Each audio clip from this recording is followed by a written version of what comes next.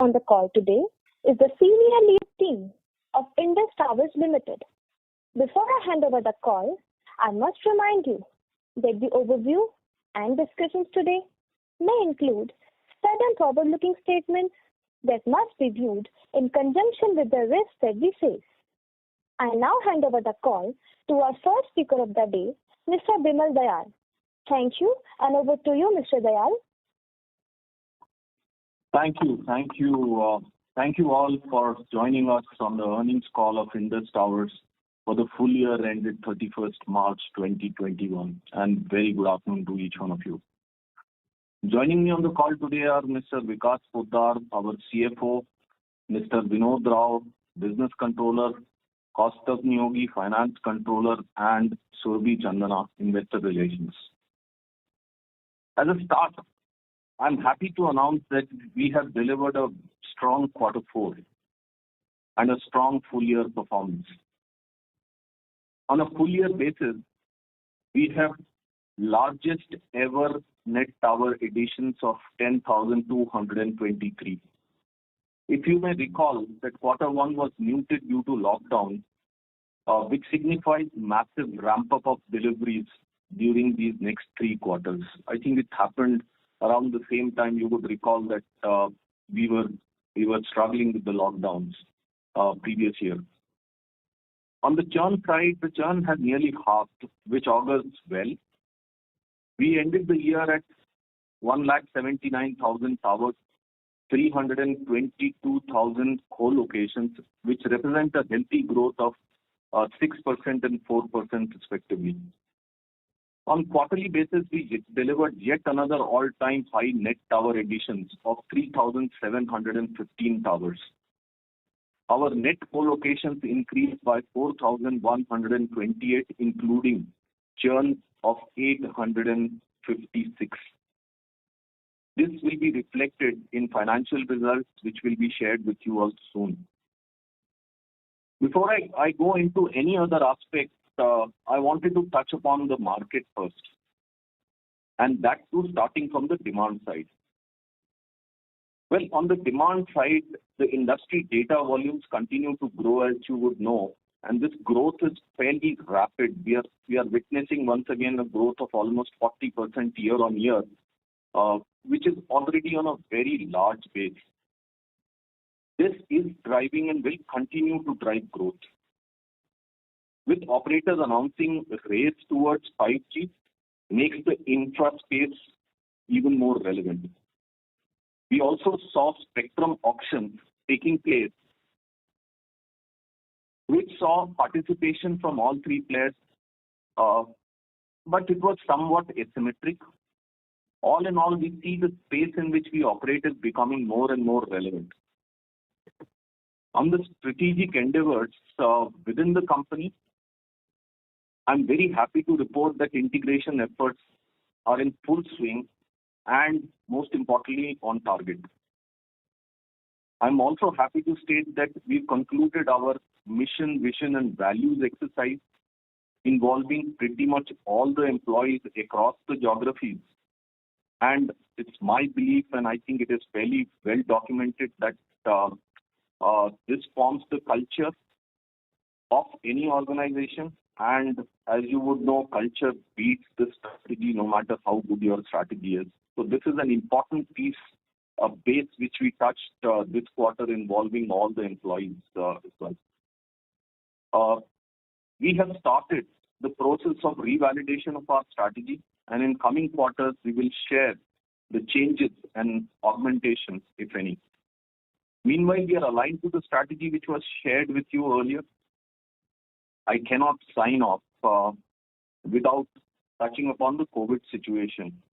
On the COVID situation, our Braveheart field force continues to provide network connectivity, basis which India today is fighting this pandemic. As a fact, that the call which I'm holding or a lot of you would be holding is actually being maintained by a lot of Bravehearts who are actually looking at and making sure that network is alive 24/7, and this forms one of the most important tools of fighting this pandemic.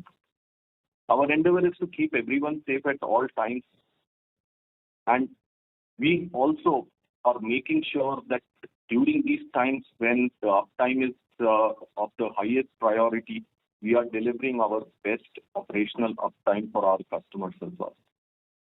I'll be very happy to take questions. With this, I would like to hand over to Vikas to take you through the financial results. Over to you, Vikas. Thank you, Vimal, and a very good afternoon to all the participants on this call. So I'm pleased to share with you the results of the fourth quarter and the year ended 31st March 2021 for the merged Indus Towers with the full consolidation of the erstwhile Indus Towers and Bharti Infratel. As stated in the last quarter, we continue to report our numbers on pro forma basis, assuming that the merger was effective from the earlier periods. This is to ensure right comparatives for all the periods. I will start with the financial highlights from a full year perspective. Our revenues grew 0.4% year-on-year to rupees 256.7 billion.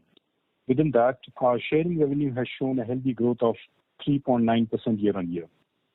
Our EBITDA grew 4.2% year-on-year to rupees 132.6 billion. Our profit before tax is up by about 4% year-on-year to rupees 66.5 billion.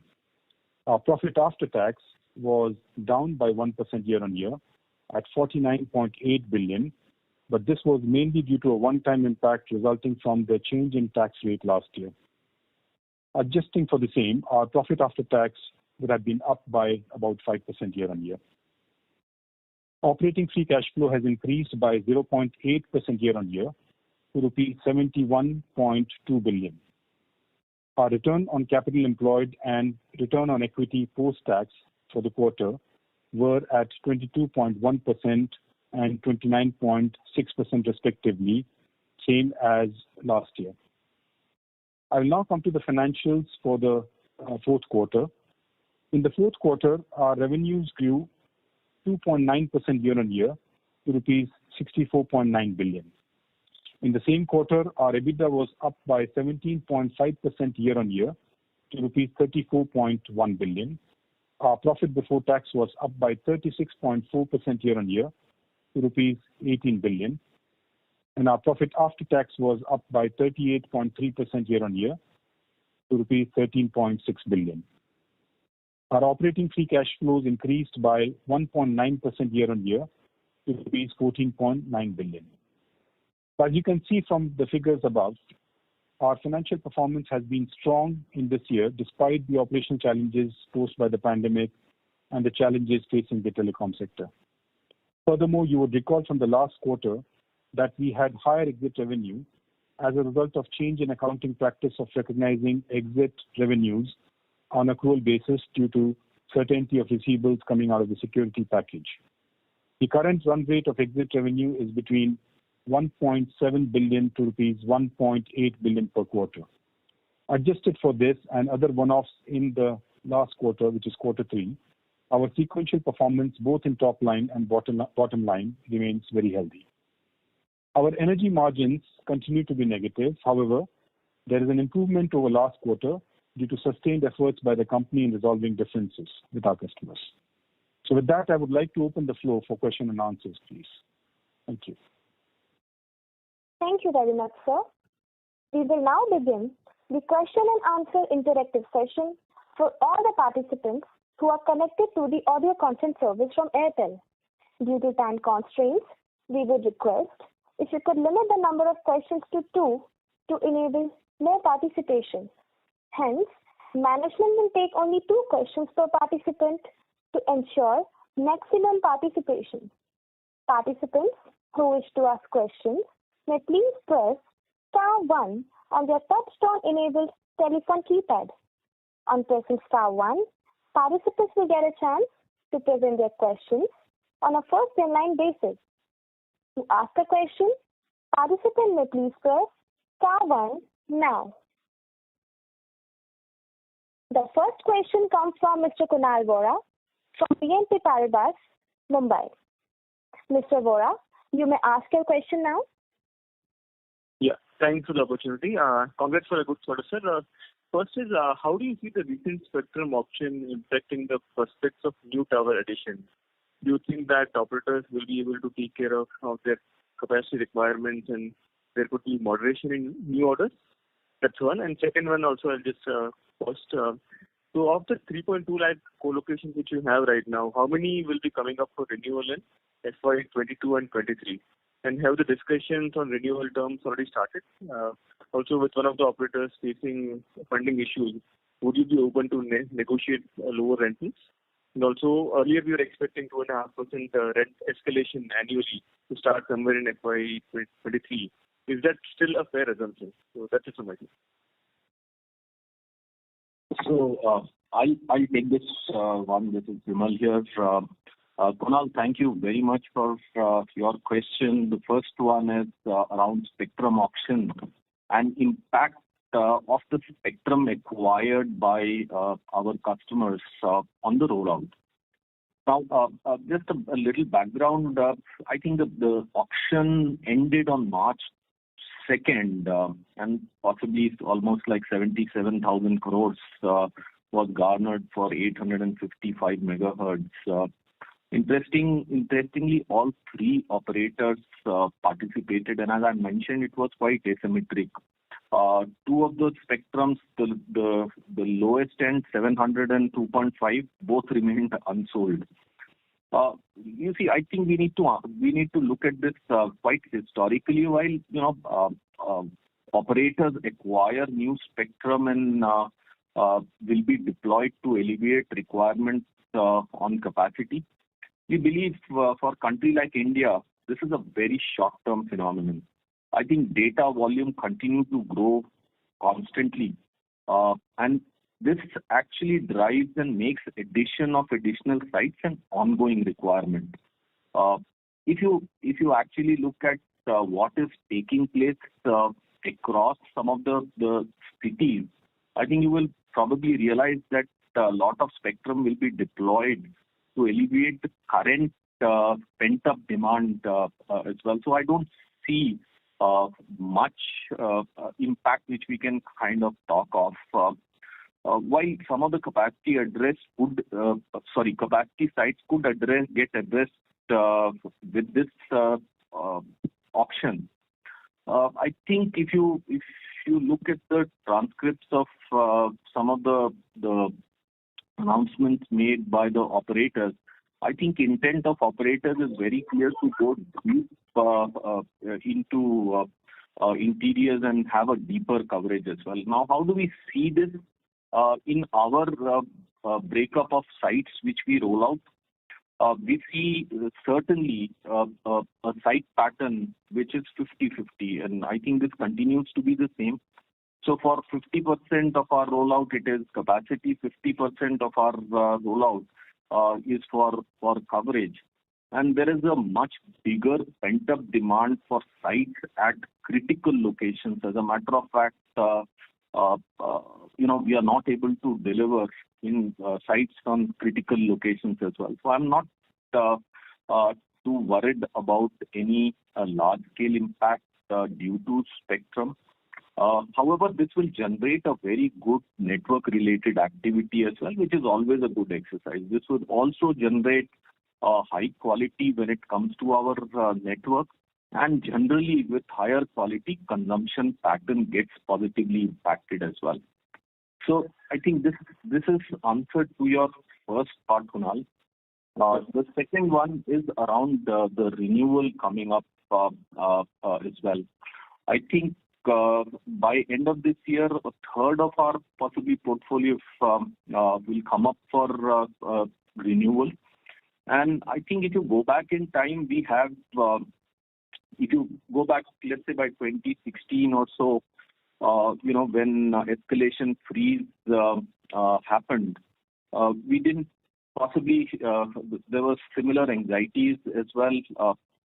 There was a good give and take between the operators and us, and I think we settled for a good win-win situation for all. Hence, I'm not too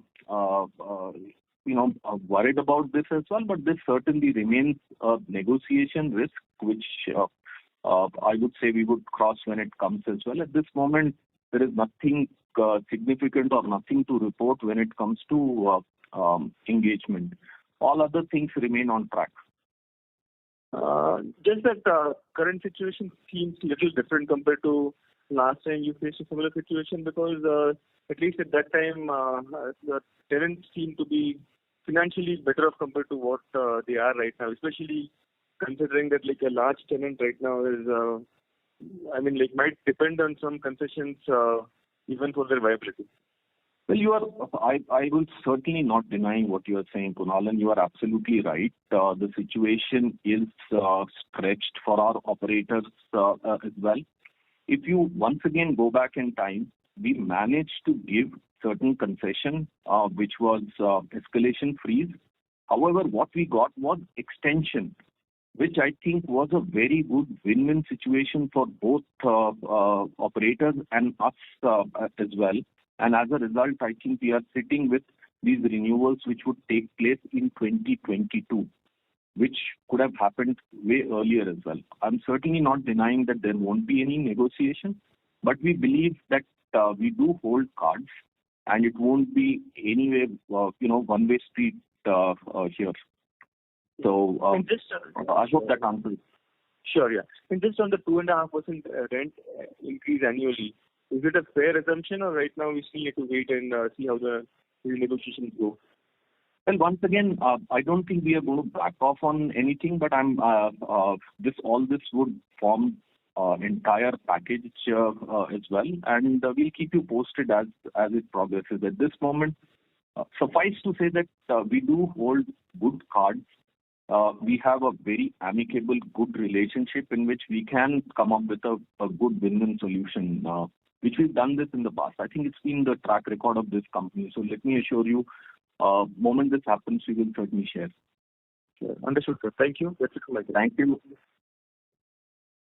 Thank you very much, Mr. Vora. The next question comes from Mr. Pranav Kshatriya from Edelweiss, Mumbai. Mr. Kshatriya, you may ask your question now. Yeah, thanks for the opportunity. My first question is, little near term.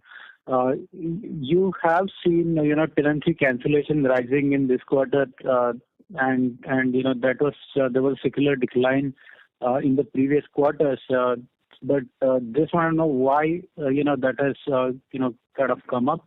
And secondly, how should we see the tenancy ratio, sort of declining? Because increasing tenancy ratio is very crucial to maintain a solid return profile.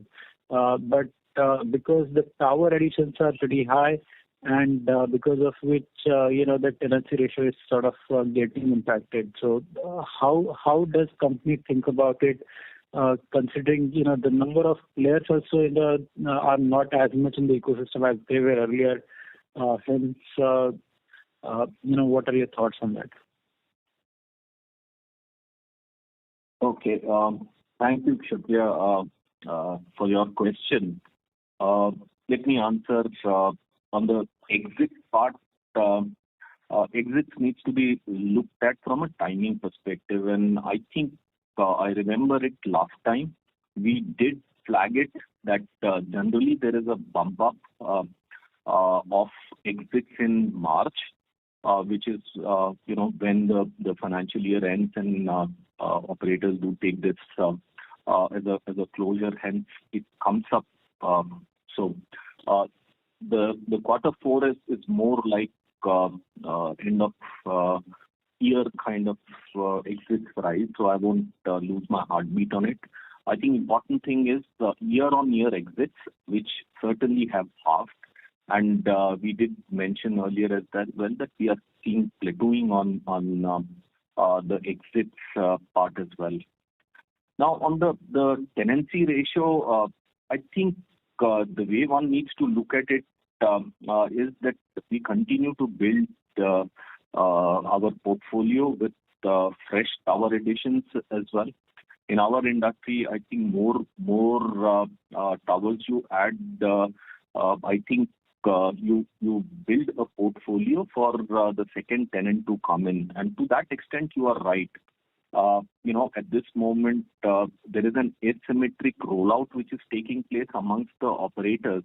And the question certainly goes into the fact that we will be seeing three operators fighting amongst each other, or 3+1, you can call it, or we would see two operators competing amongst each other. And I did flag it last time as well that look at it from regulators' perspective, look at it from chronology as well. We do believe that somewhat penny is falling towards three robust, sound operators competing with each other, which essentially means the third one gets a straight takeoff strip through these additional towers which are being rolled out. And we believe that I think second tenant would be lucrative for the third operator to come in. I completely am aware that the struggles which, let's say, VIL is facing currently as well. But once again, chronology tells us that where they are and where they were maybe around the last year, I think they have managed to do quite a lot of things. And from a tower company perspective, we certainly believe that it would be a three-player market. So once again, wherever we sit, we have the industry best tenancy ratio. We believe it would be three-player market, and obviously we will be offering this portfolio to the third player, and that is when I think the tenancy ratio would start to bump up. Thank you, Kshatriya. Yeah, thank you. That's it from my side. Thank you very much, Mr. Kshatriya. The next question comes from Mr. Sandesh Jain from ICICI Securities, Mumbai. Mr. Jain, you may ask your question now. Good afternoon, and thanks for taking the questions. A couple of them from my side. First, on the energy margin side, so we indicated in the opening remark that we have seen disputes coming down and hence the losses coming down. And we mentioned in the previous call that we are engaging with the operator and negotiating to see if they can move to a fixed energy margin again. So where are we in terms of negotiation, and is the worst behind in terms of energy margin? Should we assume that henceforth we will be making no losses or a very minimal losses? Is that the right way to think on the energy margin? That's one. Number two, on the operating cost, we have seen quite a volatile in last 2 quarters, and just wanted to understand what is the steady state full year operating cost, which is other expenses, repairs and maintenance, charity and donations all put together. I think this quarter charity and donations have been abnormally low. And what is the steady state OPEX added all the three together? And on the last one, can you update us on the dividend policy? How should we see dividend? This year we have skipped the final dividend. Earlier we had a policy of 60 to 80% dividend payoff policy. Can you just update how to see this dividend paying out from this year onwards? Thank you. Thank you, Sandesh. I will take a shot at a couple of those and then hand it over to Vikas as well. Let me go in the order. So energy margin, I think your question was, is the worst over? So let me back off. Last quarter we did mention that we are engaged with our operators. I did mention that I think there is a whole lot of alignment which we have on going towards fixed energy model, and I continue to maintain that. And obviously, I think this alignment is yielding some of the better understanding of where we sit and the pain points on both sides as well. And I think when Vikas was alluding to a better quarter, I think this was the result of it as well.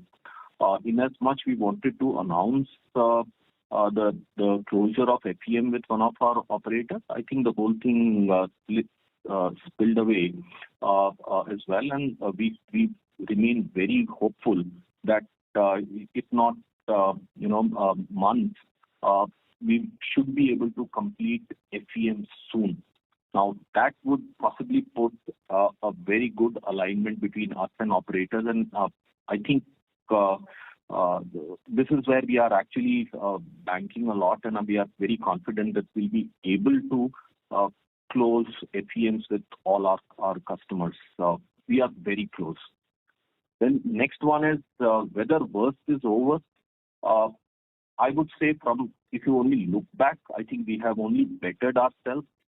What happens in the near future, we will be putting pretty much our best efforts on that account. And I'm really hopeful that we'll be able to deliver a better energy margin quarter, or even come back and announce FEMs with our customers. I will keep the operating costs and the steady state question for Vikas, and maybe Vikas you could possibly take that one. On the dividend, I just wanted to clear the air a little bit. If you look at as a company, we are in still the 6 months of a relatively large merger, and we continue to proceed with this integration exercise, and we remain quite comfortable with the payouts in financial year 21, which incidentally, if you actually look at, were all-time highs, of which substantial portion was paid out in quarter 4. Not only quarter 4, I think almost 30 days back as well. We will certainly assess the dividends in due course, and in line with the policy, come back to you again. However, we remain where we are right now. With this, Vikas, would you like to add? Yeah, sure. Thanks, Vimal. So hi, Sanjesh. I'll probably just touch upon the dividend point first, in continuation with what Vimal said.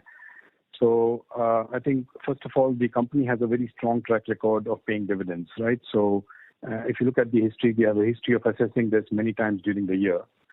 Specifically on FY21, the board has reviewed the dividend payouts, and it aggregates to, if you really do the calculation, it aggregates to rupees 20.12 per share. This includes the first interim that we did in quarter 1, which was 2.3 rupees per share, and then the one which we did as a special dividend of 17.82 rupees just a couple of weeks back. And together, basically, this constitutes about 20.12 rupees. Now, in terms of the payout ratio, you were talking about 60 to 80%. If you really look at this FY21 payout, this would aggregate to roughly 110% of the cash flow.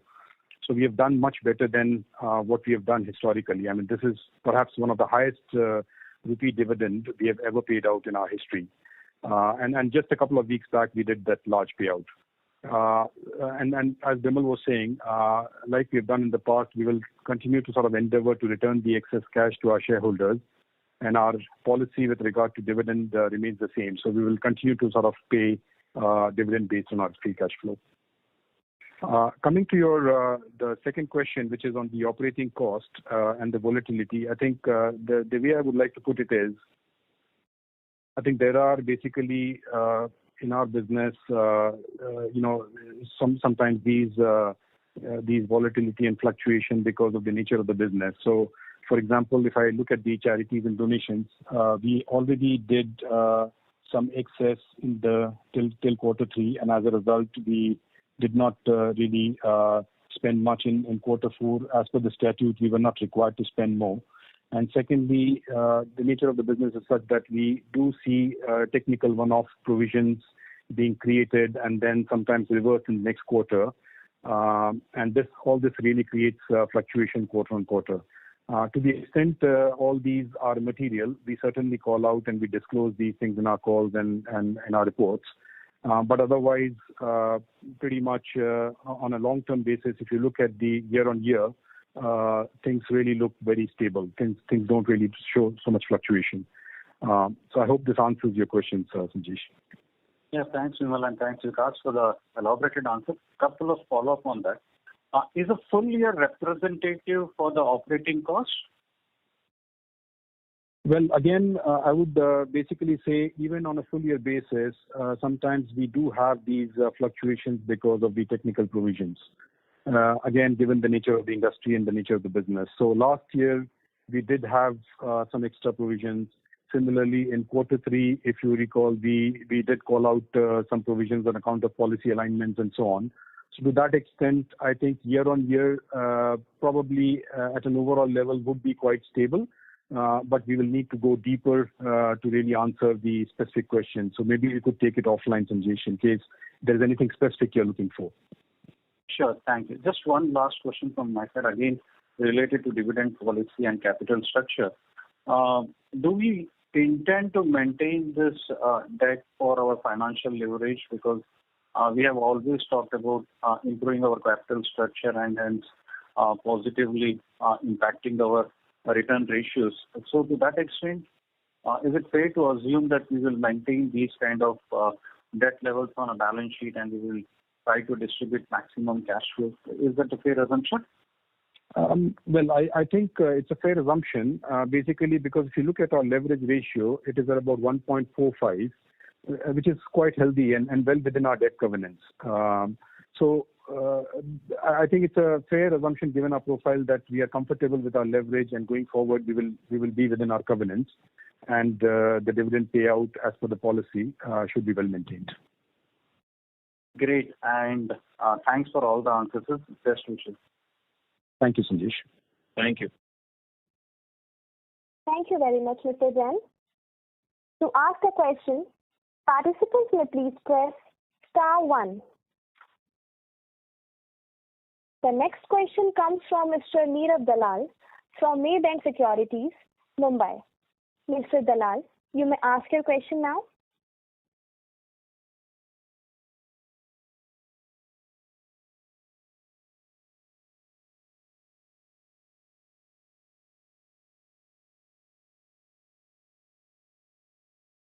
The next question comes from Mr. Chetan Shah from Abacus AMC, Mumbai. Mr. Shah, you may ask your question now. Yeah, hi, sir. Good afternoon, and thank you for an opportunity. Just one basic and a technical question. The way the broadband penetration is happening, and a lot of technology changes in the form of what different companies are talking about, satellite-based data connectivity and all. I'm just trying to understand that at what level of number of tower we would be happy to, and at what level we'll stop adding more number of towers. If you can give some sense on that, will be very helpful. Yeah, I'll take this one. Thank you, Mr. Shah, for asking this question. If I just link the two things which you said, on one side broadband penetration, on the other side you also mentioned satellite companies making headway into broadband. Your question apparently is, would it impact the number of towers that would be needed in the future? Hence, assuming this as a question, I would kind of like Correct. to answer this. Correct, sir.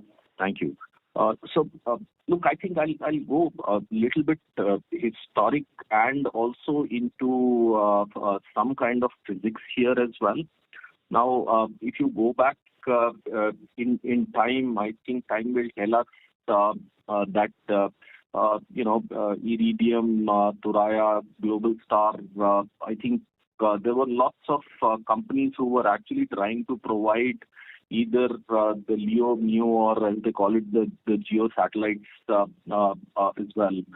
Now, I think with physics really playing a role, you do need a lot of low noise amplifiers on one side, and second, the technology catering to the time delays which takes place with lowest is with the LEO.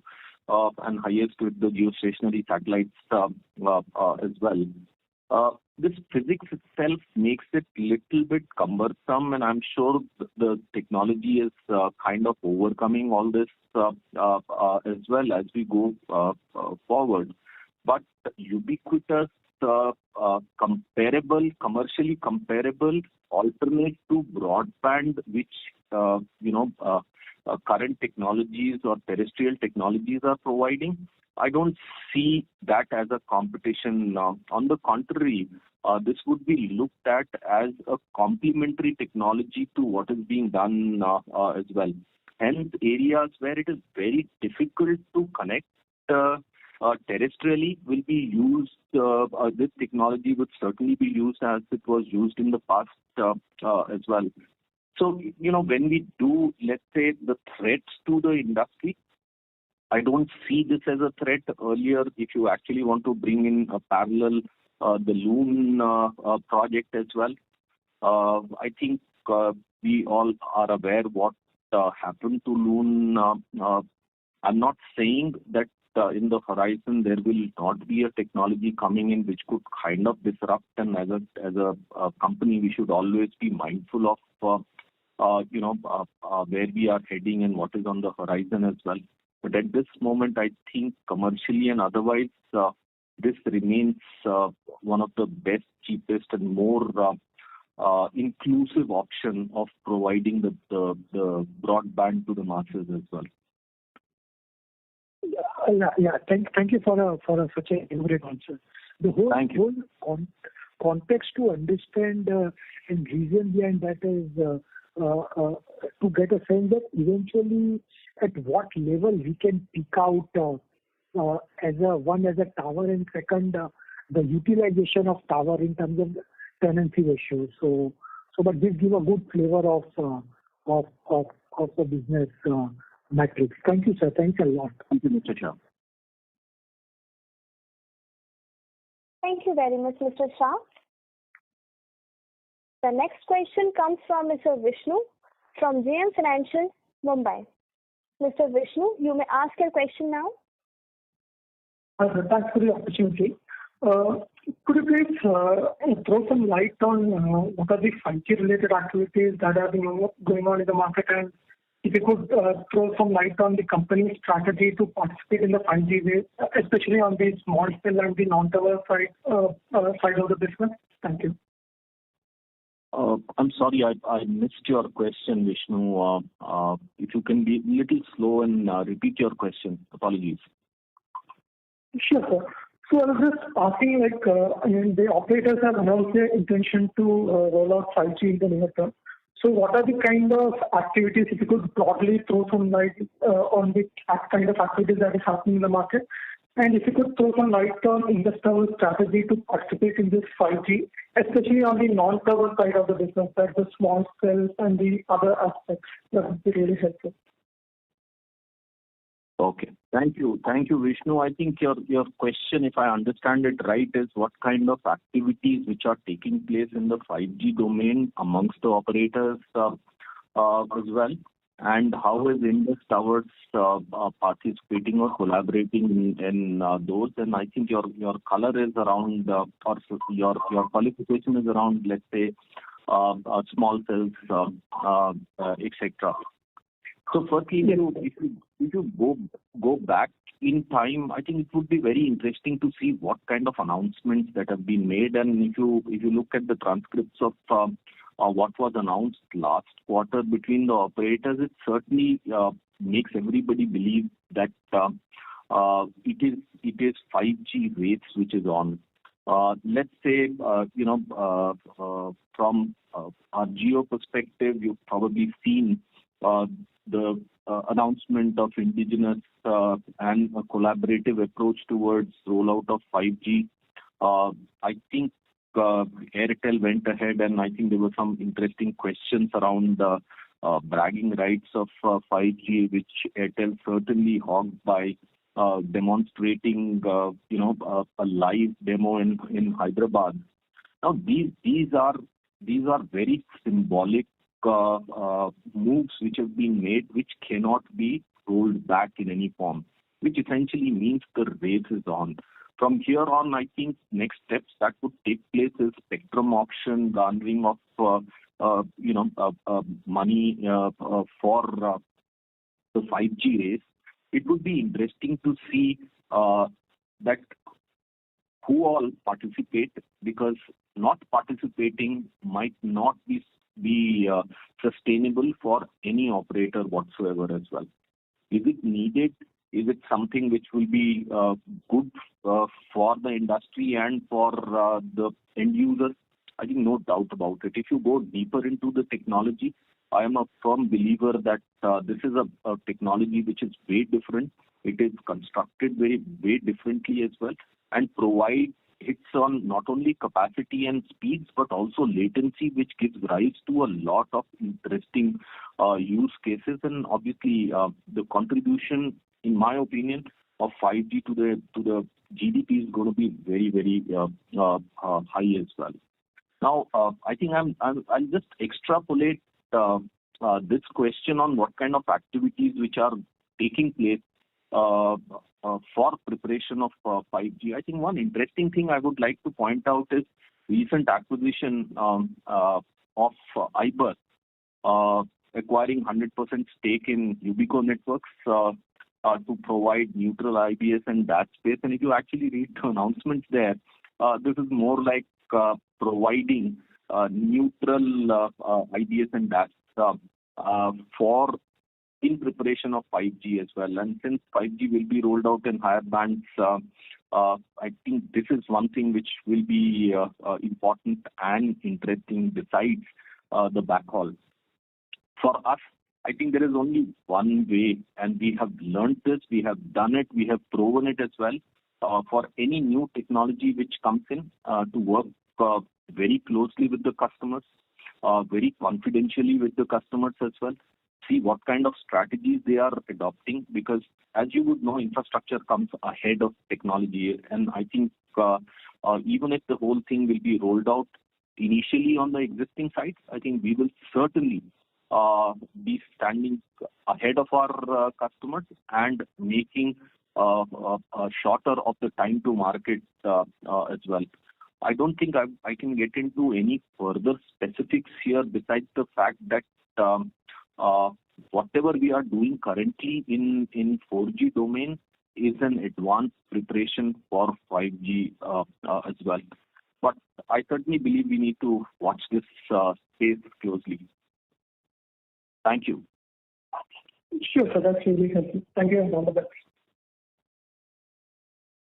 Thank you very much, Mr. Vishnu. The next question comes from Mr. Nirav Dalal from Maybank Securities, Mumbai. Mr. Dalal, you may ask your question now. Thank you for the opportunity. I was actually on mute last time. Yeah, I have three questions. First is on the depreciation. We saw depreciation lower on a QMQ basis this quarter. What would be the steady state going ahead? That is number one. Number two is that telcos have acquired spectrum in the last auction. Any benefits for us when this spectrum is deployed? That is number two. And number three is there was this announcement some time back that the telecom department is allowing sharing of tower backhaul infrastructure and Wi-Fi equipment. Anything for us in this? Thank you. Thanks, Nirav. In these questions, I would leave the first question to be answered by Vikas. I'll take the second and third post his answer. Over to you, Vikas. Yeah, sure. So, Nirav, I think as far as the depreciation is concerned, there was a policy change that happened in the current year post-merger, as a result of which we have a year-on-year impact. Does that answer your question, Nirav? So going ahead in terms of steady state, how should one look at depreciation? I think the current quarter is after the policy change, so pretty much I would say it's a steady state. Thank you. Thank you. Vikas, I'll go to the second question. In a way, actually, I have answered this question, but I think your question is around any benefit around this. I think, firstly, there will be a large-scale network transformation activity which would take place. And I think whenever a network transformation activity takes place, it's always beneficial. Can I quantize the benefits? No. I think the benefit certainly would be the quality of networks would certainly go up. Now, I hope we all understand what operators or our customers are going through and the complexity of all migrating traffic as well. Now, if you remember last year around this time, we came to a grinding halt when it comes to our economic activity. We certainly got into lockdown. What does lockdown mean? I'll just take Gurgaon example or maybe Mumbai example. A lot of you guys are from Mumbai. BKC traffic came crashing down because people stopped traveling to BKC. However, the traffic generation, let's say on the high rise in condos, really went up. Now, managing that kind of a spike really generates a network transformation, and operators started to run in that direction, and all of us were in that trying to manage that traffic and traffic growth as well. Then came quarter 2, quarter 3 when things started to ease off as well, and now suddenly we are also seeing some semblance of lockdowns as well. So it's not as though you can port capacities from one place to the other overnight as well. Hence, when additional spectrum comes in, such pent-up demand is clearly addressed. Quality of these networks becomes very good. You'll be able to do things from the dark spots as well. You will get capacities on time, and hence you would end up consuming more, which only starts the spiral of more requirement of more number of sites as well. Can I quantize the benefits? No, I don't think I can quantize the benefits here as well, but it generally augurs well when the network activity goes up as well for companies like ours. The third question you had was around DOT coming up with sharing of infra. All this, as I said, is a good thing. We as IP1 registration providers have certainly been looking at those things, including, I think there has been a lot of noise, lot of action around PM1E as well. But I must remind you that we are still looking at our strategy of keeping an eye on those things as well. And I think as a company, as we evaluate this, we would certainly come back to you with what is it that we would like to go, which direction, and we would be certainly sharing this with you. With the current development, I think the options become a lot more loud and clear to us. Okay. Yeah. Thanks, Nirav. Thank you. Thank you very much, Mr. Dalal. The next question comes from Mr. Vivek Ramakrishnan from DSP Mutual Fund, Mumbai. Mr. Ramakrishnan, you may ask your question now. Sir, thank you.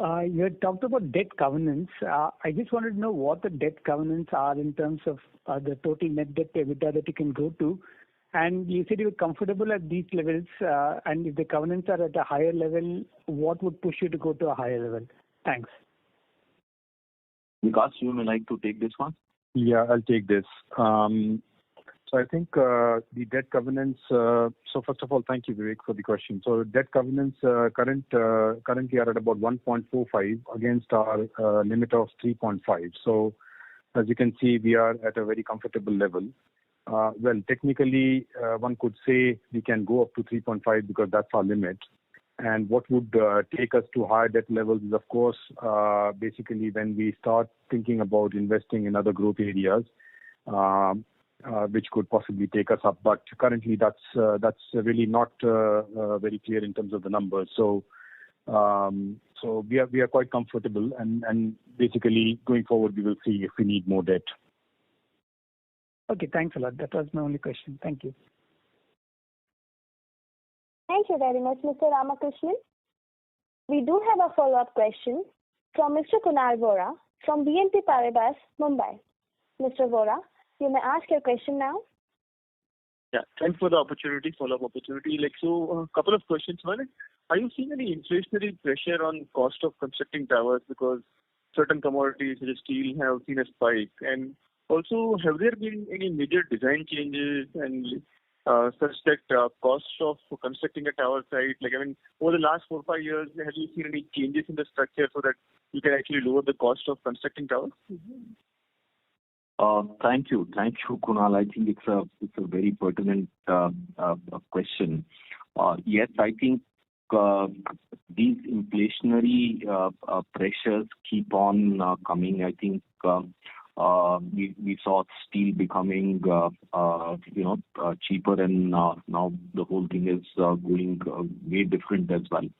However, in our scheme of things, we do have a reasonable amount of negotiating powers with our partners as well, which I think keeps this entire thing within check and control as well, and doesn't kind of show up. I think the interesting question is, which actually has a bearing on your first question, do we make design changes? And how things have changed over a period as well? To answer your question, yes, and you would be witnessing in your cities as well the kind of towers which used to come up, let's say 10 years back, to the towers which actually came up 5 years back, to the towers which are coming in now as well.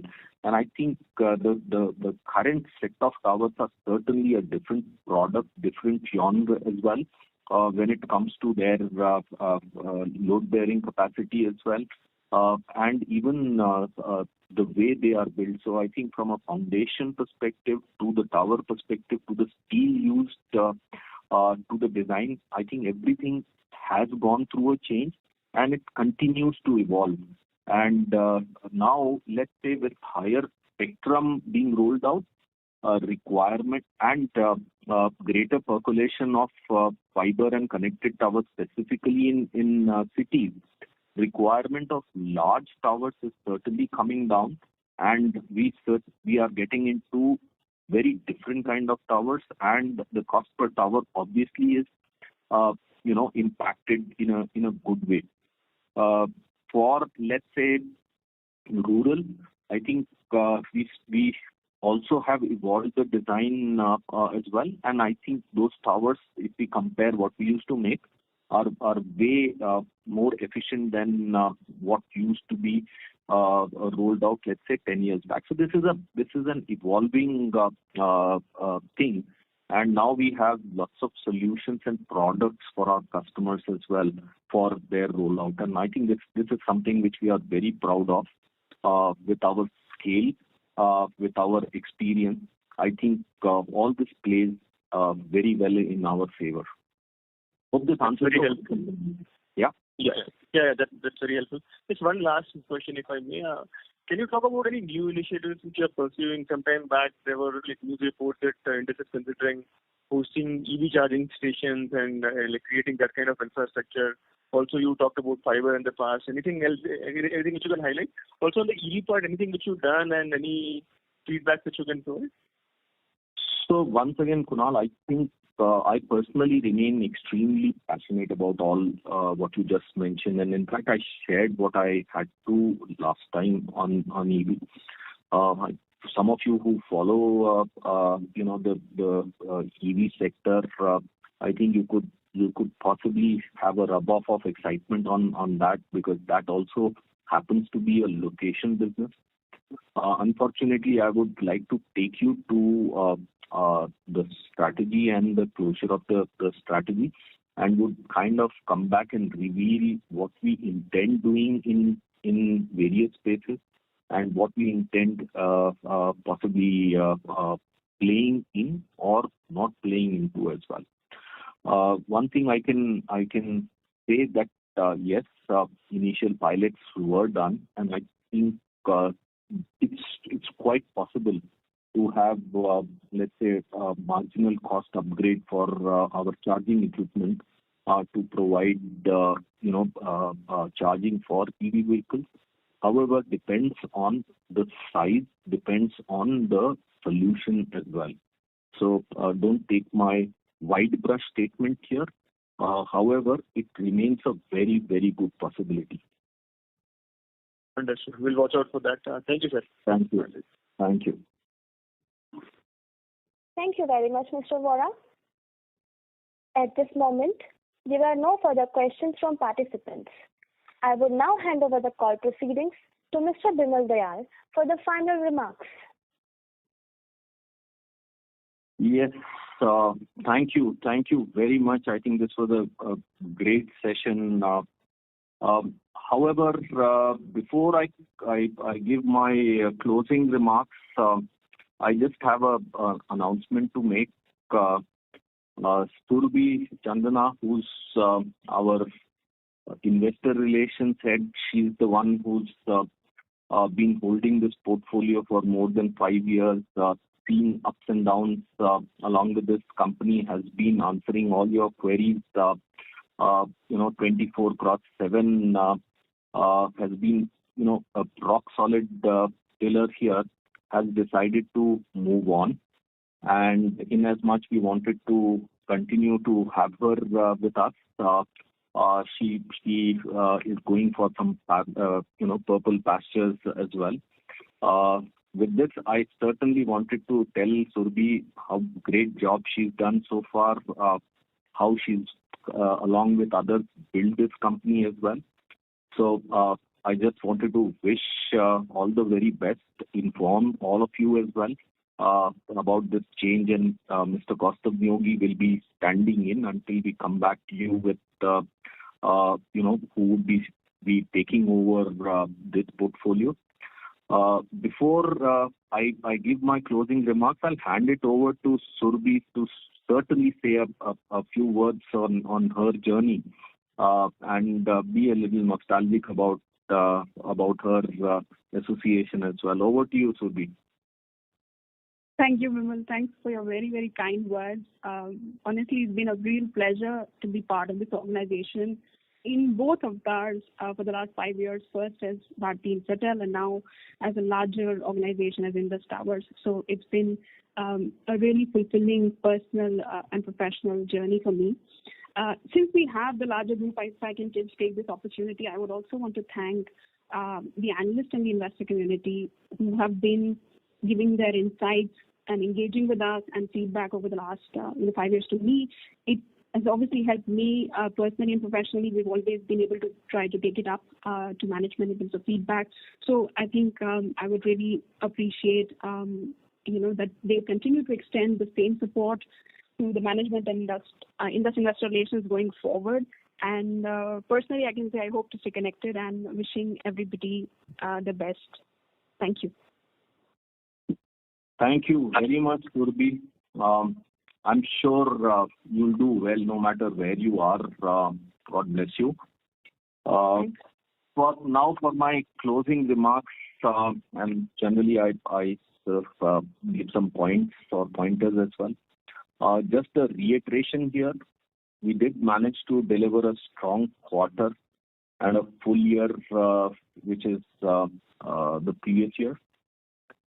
Demand side actually looks strong with heavy data growth, which really augurs well.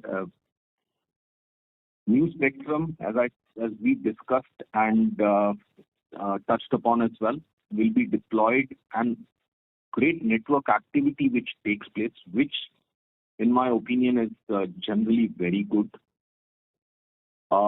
Next quarter remains an interesting, important quarter, not only from the foundational quarter for next financial year.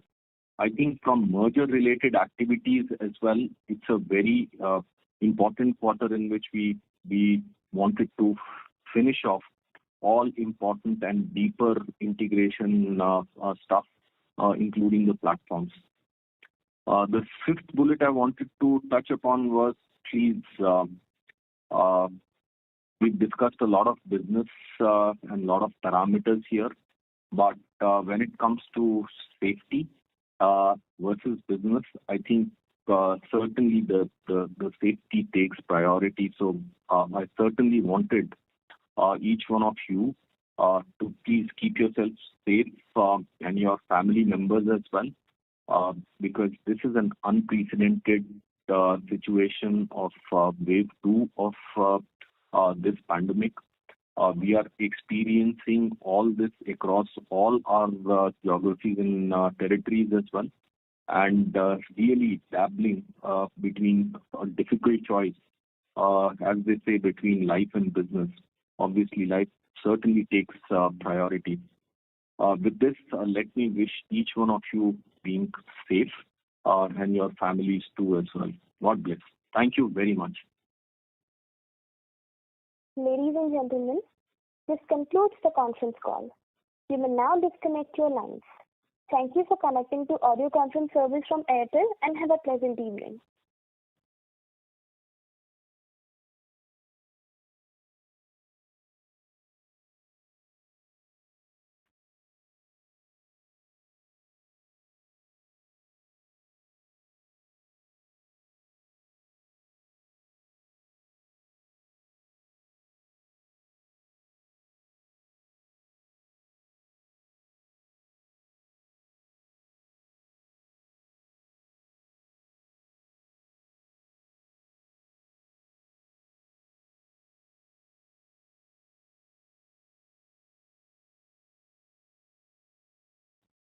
You have been dropped from the conference by the chairperson. Bye.